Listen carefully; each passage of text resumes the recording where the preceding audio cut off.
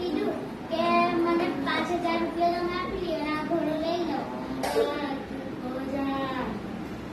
હું મારી માસીના ઘેરે જાઉં. હું ખાઈશ. અને બીજી બિલાડી કહે કે આ રોટલી તો હું જ ખાઈશ. એમાં બંનેનો ઝઘડો થઈ ગયો.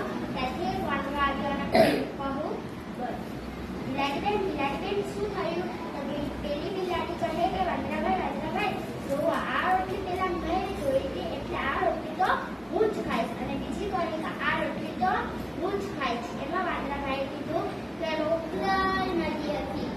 એની સુંદર નદીની કાંઠે એક જાંબુનું ઝાડ હતું. જાંબુના ઝાડ ઉપર એક વાંદરાભાઈ હતા. વાંદરાભાઈ જાંબુ ખાતા હતા અને મગર એનો મિત્ર હતો. અને મગર આવીને કહે છે કે વાંદરાભાઈ મને થોડા જાંબુ આપો ને, મને બહુ જ ભૂખ લાગી માટે જાંબુ લેતા આવ્યો. તો મગરી કહે કે કોના જાંબુ છે આ? તો મગરભાઈ કહે કે છે ને મારો એક મિત્ર છે ને વાંદરો, એ મને તારા માટે દીધા છે. તો મગરીએ એક જાંબુ ખાય ને કીધું એના મગરાને કે મગરભાઈ જંગલ હતું.